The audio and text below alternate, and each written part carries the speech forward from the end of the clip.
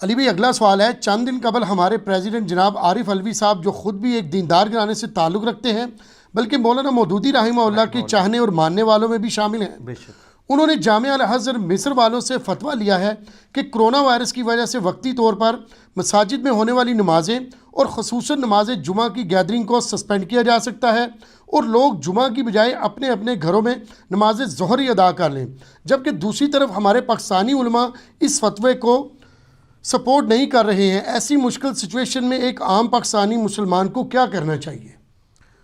پہلی تو بات یہ کہ یہ ڈاکٹر عارف علوی صاحب جو ہیں حفظہ اللہ تعالیٰ انتہائی دیندار شخصیت ہے، کوئی شک نہیں، ان کی دینداری میں کوئی شک نہیں ہے۔ یہ اپنے ہاسپٹل میں باقاعدہ خود درس بھی دیتے تھے، اب تو خیر وہ جب سے پریزیڈنٹ بنے ہیں تو یہاں ان کی مصروفیات ہیں، اور نماز بھی خود پڑھاتے تھے۔ اور یہ جو ان کے بارے میں لوگوں نے مشہور کر دیا شیعہ ہیں، یہ سنی خاندان سے تعلق رکھتے ہیں، مودودی صاحب کے فالوور ہیں، بلکہ جماعت اسلامی کے رکن بھی رہے ہیں۔ باقی شیعہ بھی ہوتے ہیں، ہمیں تو اس سے غرض نہیں تھا، ہم تو مسلمان ہی سمجھتے ہیں، علمی اختلاف اپنی جگہ، لیکن ایک چونکہ ان کے نام کے ساتھ علوی آ گیا نا تو وہ کہتے ہیں شیعہ ہوں گے، جس طرح میرے نام کے ساتھ مرزا آتا ہے تو کہتے ہیں قادیانی ہوگا، ٹھیک ہے، وہ تو شکر ہے ظفر مرزا بھی آ گیا ایک، تو انہیں کم از کم انہوں نے جو گورنمنٹ کا اسپوکس مین اس وقت بنا ہوا ہے کرونا کے حوالے سے۔ تو یہ جو الازہر یونیورسٹی کا فتویٰ ہے، الازہر یونیورسٹی اسلام کی سب سے قدیم یونیورسٹی ہے، 328 ہجری میں یہ فاطمی دور کے اندر بنائی گئی ہے، یعنی وہ بھی شیعہ کا دور تھا، فاطمی شیعہ تھے، تو اب یہ 1441 ہجری چل رہا ہے، آپ اندازہ لگا لیں آلموسٹ 1100 سال ہو چکے ہیں اس یونیورسٹی کو بنے ہوئے۔ وہاں تمام مکاتب فکر کے، خصوصاً جو اہل سنت کے جتنے اسکول آف تھاٹ ہیں، حنفی، شافعی، مالکی، حنبلی، ان کے علماء ہیں، اور ایک دوسرے کی سپورٹ کے لیے فتوے بھی دیتے رہتے ہیں۔ حنفیوں کو مالکی فتویٰ چاہیے ہو تو وہ مل جاتا ہے، مالکیوں کو حنفی چاہیے ہو تو وہ مل جاتا ہے۔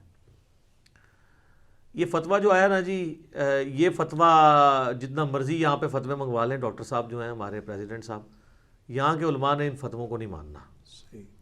ہاں، یہ تو ان کی میں سمجھتا ہوں کہ کمظرفی ہے اگر یہ سمجھ رہے ہیں۔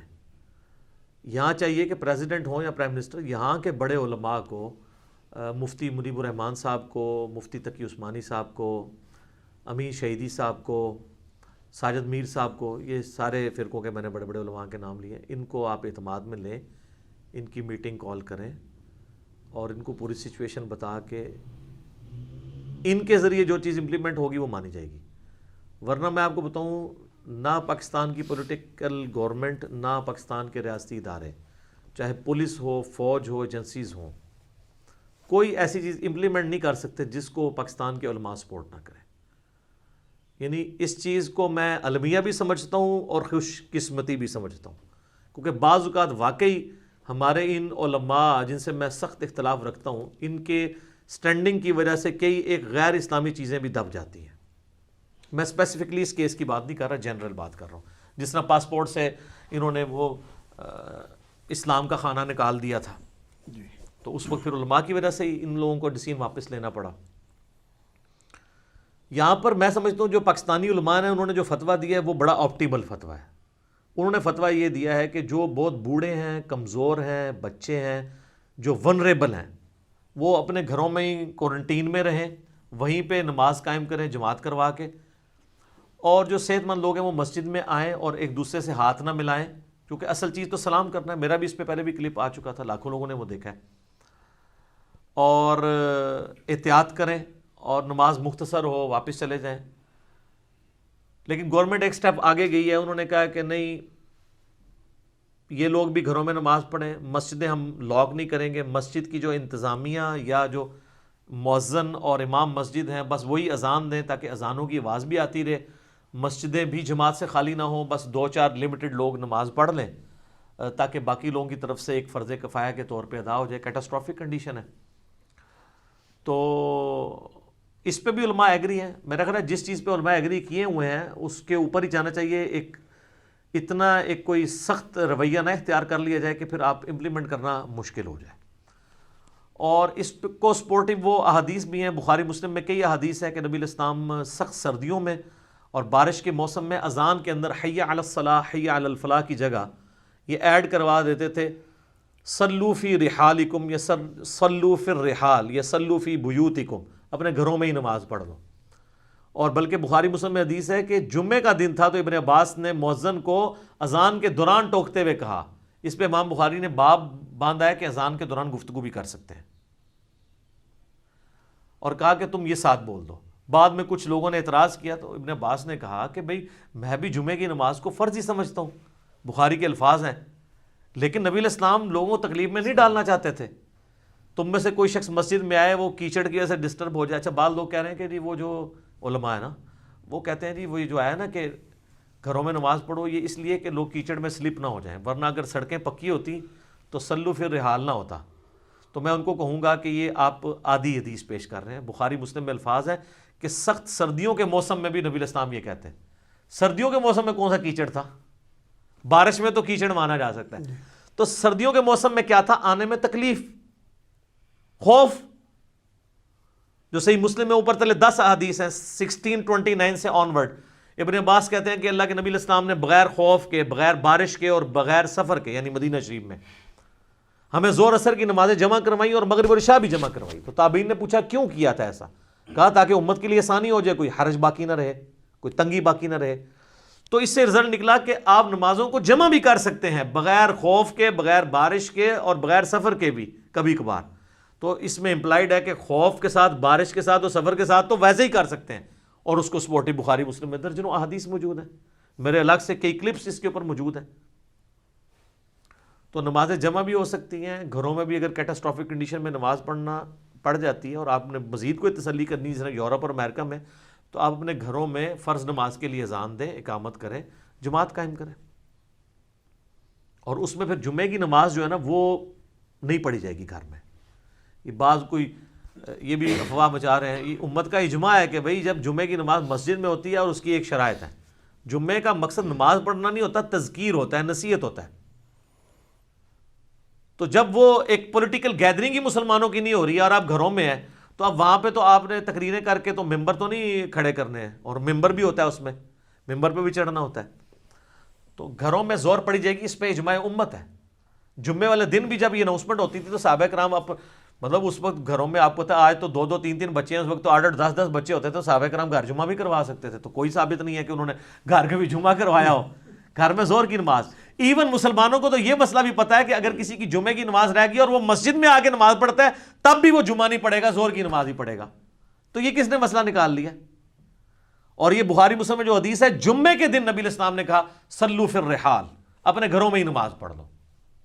تو نماز گھر پڑھ سکتے ہیں، ہاں جماعت کروائیں. اب کل کتنی تیز بارش تھی، میں جمعے کے لیے نہیں جا سکا تو میں نے گھر میں جماعت کروائی. اور اس میں بخاری مسلم میں حدیث ہے کہ سب سے پہلے مردوں کی صف ہوگی، اس کے بعد چھوٹے بچوں کی، پھر غلاموں کی، اور اینڈ پہ عورتوں کی. یہ ترتیب ہوگی. اگر 2 مرد ہیں اور 1 عورت ہے تو مرد کو اپنے ساتھ کھڑا کریں، عورت کو پیچھے کھڑا کریں. اگر صرف میاں بیوی ہیں تو میاں آگے کھڑا ہو، بیوی پیچھے کھڑی ہو. اگر بچے بھی ہیں تو میاں آگے کھڑا ہو، پہلی صف میں بچوں کو کھڑا کرے اور دوسری صف میں پھر عورتوں کو کھڑا کرے گا. یہ نہیں ہے کہ بچوں کی ماں بچوں کے ساتھ کھڑی ہوگی، نہیں، اس کی صف پھر بھی علیحدہ ہی بنتی ہے. یہ سنت ہے. تو ہم نے تو کل پھر زور اثر کو جمع بھی کیا، 4 فرض زور کے پڑھے، 4 اثر کے پڑھے اور جمعے کی جگہ، اور اس سنت پہ بھی عمل کیا، اذان بھی دی اور اقامت بھی کہی. تو آپ اس طریقے سے کر سکتے ہیں. باقی اس سچویشن میں آپٹیمل، میں تو پاکستان کے علماء کے فتوے کے ساتھ ایگری کرتا ہوں. میں الازہر کی جو علماء ہیں نا، میں ان کی کریڈیبلٹی کو نہیں مانتا. اس کی وجہ یہ ہے کہ یہ لوگ دنیا دار بھی بہت زیادہ ہیں. ان لوگوں نے بینکنگ کے سود کے حلال ہونے کے اوپر بھی فتوے دیے ہوئے ہیں. اور الازہر میں تو آپ پتہ ہے اکثر علماء نے داڑھیاں بھی نہیں رکھی ہوئی. وہاں پہ جو نماز پڑھانے والے ہیں وہ بھی کلین شیو ہے. اس سے آپ دین کے ساتھ ان کے جو شغف ہے اس کا اندازہ لگا لیں. وہ دین کو ایز اے نالج پڑھ رہے ہوتے ہیں، پریکٹسنگ اس طریقے سے وہ نہیں ہوتے ہیں، لہٰذا ان کے فتووں کی ایز سچ اہمیت نہیں ہے. اور میرا خیال ہے یہاں پہ کئی علماء ہیں جو ان سے زیادہ نالج والے ہیں اور زیادہ خوف خدا رکھنے والے لوگ ہیں. ہماری گورنمنٹ کو چاہیے ہمارے ملک کے جو اپنے علماء ہیں ان کے فتووں کو فالو کریں. یہاں پہ بڑا ابھی تک تو علماء آپ کا پورا اس اعتبار سے ساتھ دے رہے ہیں، اور میڈیا پہ آ کے وہ ڈاکٹرز کی جتنی بھی ہدایات ہیں انہی کے اوپر چلنے کو پبلک کو کہہ رہے ہیں خام خواہ مطلب. اور مجھے بڑی خوشی ہوئی ہے کہ پہلی دفعہ علماء کا ایک پازیٹیو چہرہ میڈیا کے سامنے آیا ہے. جتنے علماء بڑے ڈیسنٹ طریقے سے گفتگو کر رہے ہیں، اور انہوں نے کوئی اس طرح پینک پھیلانے کی کوشش نہیں کی ہے. باقی ایک دیوبندی عالم نے کل وہ جلندری صاحب نے بڑی اچھی بات کی ایک ٹی وی ٹاک شو میں. انہوں نے کہا یہ آپ جو بار بار کہہ رہے ہیں نا کہ ہماری کرونا کے خلاف جنگ ہے, یہ الفاظ نہ استعمال کریں. یہ اللہ کی طرف سے آئی ہوئی آزمائش ہے. آپ کہیں کہ ہم کرونا کے علاج کی کوشش کریں گے, کیونکہ ان چیزوں کے ساتھ آپ جنگ نہیں کر سکتے بلکہ آپ علاج کریں گے. جو اللہ کی طرف سے تکلیفیں آتی ہیں, مجھے بڑی یہ پازیٹیو, وہ اینکر نے بھی خیر ایگری کیا کہ آپ کے الفاظ ٹھیک ہیں, کہ ہمیں یہ کہنا چاہیے کہ ہم اس کے علاج کے لیے اور مریضوں کی صحت یابی کے لیے کوشش کریں گے. اللہ کے ساتھ کوئی جنگ نہیں کر سکتا. اللہ سے دعا مانگیں گے کہ اللہ تعالیٰ اس آفت کو ہم سے ٹالے. ہاں آمین ثم آمین, کیونکہ اللہ کی طرف سے آئی ہوئی کوئی چیز آپ نہیں ٹال سکتے. اور ہم جتنی کوششیں بھی کرتے ہیں نا, وہ بھی اللہ کی اطاعت سے ہی کر رہے ہوتے ہیں. صحیح بخاری میں حدیث ہے, اللہ نے کوئی ایسی بیماری نازل نہیں کی جس کی دوا نہ ہو. اور مسلم شریف میں حدیث ہے, جب بھی کسی بیماری کی دوا اس بیماری کے موافق ہوتی ہے تو اللہ کے اذن سے شفا ہو جاتی ہے. وہ اگر اس کا کوئی علاج بھی آ رہا ہے نا تو بھی اللہ کے اذن سے ہے. اور سر علاج تو آیا ہوا ہے, میں نے تو پہلے بھی آپ کو بتائی یہ چیز کہ صدیوں سے یہ زکام دنیا میں ایگزسٹ کرتے ہیں. 200 سے زیادہ وائرسز ہیں جو زکام پھیلاتے ہیں. اینٹی باڈیز ہمارے اس کا مقابلہ کرتے ہیں. آپ لوگوں کو ڈرا کے احتیاط ضرور دلوائیں, اتنا بھی نہ ڈرائیں کہ وہ ڈر کے ہی مر جائیں, قوت مدافعت ہی لوز کر جائیں, اپنی امیونٹی.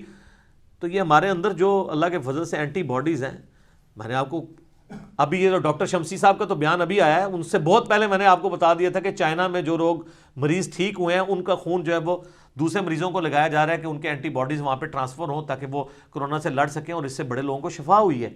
تو یہ اینٹی باڈیز کسی سائنٹسٹ نے بنائے ہیں؟ اللہ نے بنائے ہیں. اور یہ آج سے نہیں بنا رہا. ہمیں فلو کتنے عرصے سے ہو رہا ہے؟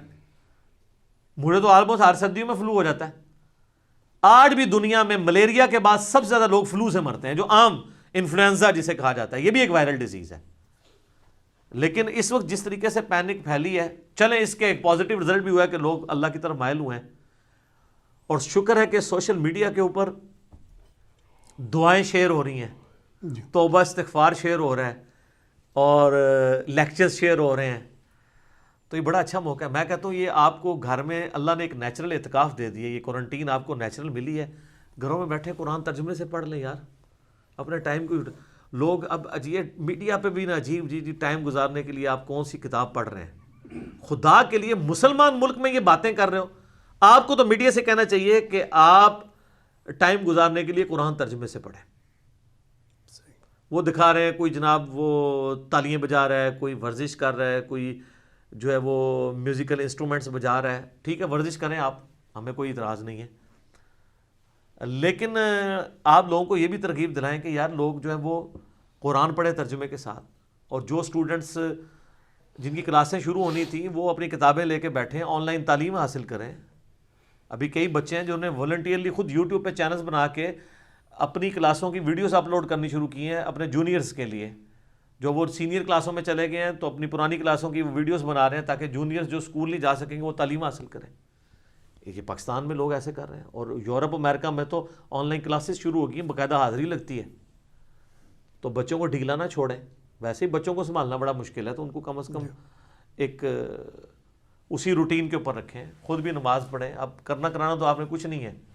اچھا اب بھی ہماری نیشن یہ کہہ سکتی ہے کہ ہمیں زندگی میں ٹائم نہیں ملا. یار کہتے ٹائم ہوں تو ٹائم لگ گیا جائے.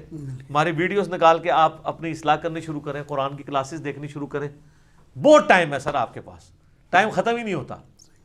برے کاموں میں نہ لگائیں, اچھے کاموں میں لگائیں اور اس کا فائدہ اٹھائیں. اور جو گورنمنٹس آپ کو رولز اور ریگولیشن بتا رہی ہے اس کو فالو کرنے کی کوشش کریں. اور ظاہر ہے کہ یہ ریویلڈ نالج وہی کے علم کو اور ایکوائرڈ نالج جو سائنس کے علم میں, یہ دونوں کو پیرلل میں لے کے چلنا ہے. تو انسان نے تجربات سے یہ چیز سیکھی ہے کہ جو ایپیڈیمک ڈیزیزز ہیں یہ ہوتی ہیں. میرے اس کے سپورٹو کی احادیث بھی آ چکی ہیں. صحیح بخاری میں حدیث ہے, نبی علیہ السلام فرمایا کوئی مرض ایپیڈیمک نہیں ہوتا, متعدی نہیں ہوتا, لیکن جزام کا جو مریض ہے, مجزوم نہیں مجزوم, کوڑ کا جو مریض ہے, اس سے ایسے بھاگو جیسے کہ تم شیر سے بھاگتے ہو. اور مسلم شریف میں حدیث ہے کہ بنو ثقیف سے ایک مجزوم شخص آیا جسے جزام کا مرض تھا. تو نبی علیہ السلام نے اس کی بیعت بھی باہر سے کہا کہ تیری بیعت ہوگی تو واپس چلا جا, ہاتھ نہیں اس کے ساتھ ملایا. اور بخاری مسلم میں حدیث ہے, نبی علیہ السلام نے فرمایا کہ کوئی بھی اپنے بیمار اونٹ کو صحت مند اونٹوں میں شامل نہ کرے. کئی ایک حدیث میری کرونا کے اوپر تو اللہ کے فضل سے اس وقت, باقی لوگوں کی ویڈیوز تو خالی مطلب تسلیوں والی ہے نا, میں نے تو ایک علمی ڈسکشن کی ہے. آپ یوٹیوب پہ جا کے لکھیں کرونا وائرس کی ریالٹی اور ساتھ لکھیں انجینئر محمد علی مرزا، تو میری ویڈیو شروع میں جو آ گئی تھی جب کرونا کا فتنہ یہاں پہ شروع بھی نہیں ہوا تھا، اس وقت ہی میری ویڈیو آ گئی تھی. آلموسٹ 7 لاکھ سے زیادہ لوگ وہ دیکھ چکے ہیں یوٹیوب پہ. 57 منٹ کی ویڈیو ہے. ایک ایک چیز میں نے سائنٹیفک چیزیں بھی اور وہی کی سپورٹیو قرآن سے، بخاری مسلم سے احادیث، ایک ایک کا نمبر نیچے ڈسپلے ہو کے ایک ایک چیز میں نے کلیئر کی ہے الحمدللہ. تو کئی ایک مسائل اس میں کلیئر ہیں. اس کے بعد 20 کوسچنز ریکارڈ ہوئے تھے، آج بھی میں نے کئی ایک چیزیں بتا دی. باقی یہ زیادہ پریشان ہونے کی ضرورت بھی نہیں ہے. یہ بھی اب اس میں کئی ایک باتیں ہیں جو یعنی میڈیا میں کرنے والوں کو مجرم سمجھا جاتا ہے. احتیاط اپنی جگہ ہے، لیکن اس کرونا کو پینک بھی نہ اس کا پھیلائیں. 200 سے زیادہ وائرسز ایسے ہیں جو پوری دنیا میں ہر سال زکام فلو پھیلا کے چلے جاتے ہیں. اور ہم میں سے میں آپ کو بتاؤں، میں پرسنلی اپنے کئی جاننے والوں کو جانتا ہوں جن کو 2-3 مہینے پہلے کرونا ہو کے جا چکا ہے. اٹلی کے رہنے والے ہمارے علاقوں میں بھی رہتے ہیں. وہ اب جب یہ مسئلہ چلا تو انہوں نے کہا اچھا یہ کرونا ہوا تھا ہمارے بچوں کو.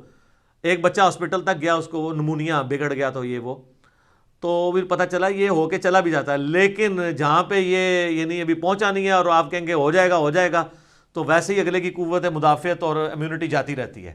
یہ تو یعنی سائنٹسٹ خود مانتے ہیں کہ کوبرا سانپ کے کاٹنے سے لوگ اتنے نہیں مرتے ہیں جتنے سانپ کے ڈر کی وجہ سے. کئی تو ایسے سانپ ہیں جن کے زہر جو ہے جان لیوا نہیں ہے، ان کے کاٹنے سے بھی لوگ مر گئے ہیں. اور کئی لوگوں کو کوبرا کاٹا اور نہیں مرے. وہ کانفیڈنٹ ہیں جو لوگ کوبرے کے ساتھ یہ کرنے والے لوگ ہیں. کئی لوگوں کی لائیو ویڈیوز بنی ہوئی ہیں کہ ان کو کوبرا کاٹا ہے تو انہوں نے کہا جی ٹھیک ہے 40 منٹس لیفٹ، وہ کاؤنٹ ڈاؤن شروع کر دیتے ہیں. وہاں جا کے اینٹی وینم لگا، ٹھیک ہو گیا. تو جڑے لوگ پہلے ہی مرے ہوئے ہوتے 40 منٹ کے 40 سیکنڈ ہی مر جائیں گے خوف کی وجہ سے. احتیاط ضرور کریں. یعنی یہ افراط و تفریط نہیں ہونا چاہیے. یہ 2 ایکسٹریمز ہیں، ایک طرف بے احتیاطی اور یہ احتیاطیں سر اس کے بغیر بھی ہیں. آپ کو اسلام نے یہ احتیاط بتائی ہے کہ آپ نے ہاتھ دھو کے کھانا کھانا ہے، اس کے بعد ہاتھوں کو پوچھنا بھی نہیں ہے. اور سر میں نے یہ عرض کیا یہ جو آئے دن آپ کو کہہ رہے ہیں 20 سیکنڈ تک صابن سے دھوتے رہیں.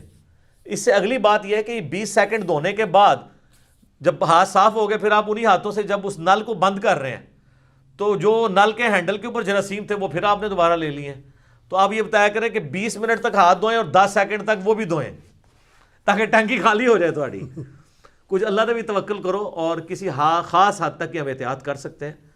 اور میں نے آپ کو بار بار وہ وظائف بتائے ہیں کہ آخری 3 صورتیں صبح و شام 3 دفعہ پڑھ لیں، اپنے جسم پہ دم کر لیں. اس سے بہتر کوئی وظیفہ نہیں ہے. جامعہ ترمذی میں سنن نسائی میں حدیث ہے جب یہ 3 صورتیں نازل ہوئیں المعوذات، 3 پناہ دینے والی صورتیں، سورۃ الاخلاص، سورۃ الفلق اور سورۃ الناس، تو نبی علیہ السلام نے باقی دعائیں چھوڑ کے انہی 3 صورتوں کو لے لیا تھا. سب کچھ ہے اس کے اندر. سورہ اخلاص میں توحید ہے، اللہ کا بہترین ذکر، اور ذکر ہی تو شیطان کے اگینسٹ اور ساری چیزوں کے اگینسٹ اللہ کی پناہ دیتا ہے. سورۃ الفلق باہر سے حملہ آور ہونے والی ہر چیز کے اگینسٹ اللہ کی پناہ. من شر ما خلق، میں ہر اس چیز کے شر سے تیری پناہ میں آتا ہوں جو تو نہیں پیدا کی ہے. اور قل اعوذ برب الناس، اندر سے جو حملہ آور ہونے والی چیزیں ہیں ان کے اگینسٹ اللہ کی پناہ. ٹھیک ہو گیا. جزاک اللہ خیر.